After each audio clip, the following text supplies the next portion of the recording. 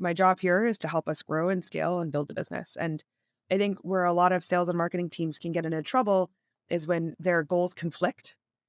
So when marketing teams are measured on pipeline and sales teams are measured on revenue, um, there's a gap between them, and it leads to this finger pointing of, well, your pipeline wasn't good enough, or no, you weren't good enough at closing it. It was great, and it creates that friction because the goals are different. So the first thing when I took this role, as I said, listen, my goal has to be the same goal as our CROs.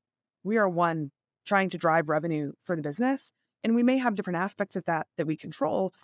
Our CRO, Jeff, has much more control over the close rate than I do. I can help with PMM, with collateral, things of that nature. And I have more control over top of funnel, given the nature of our business and the dynamics of our business. But at the end of the day, we are both responsible for hitting our revenue number. And that's the number that I hold myself accountable to and report to the board on.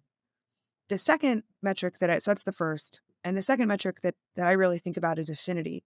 That's harder to measure. There are so many ways, they're quite expensive and clunky, and more difficult when your customer base is as niche as ours.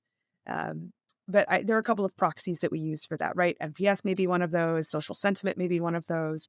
Another one that I use and really hold myself to is the amount of revenue and pipeline that's coming in organically.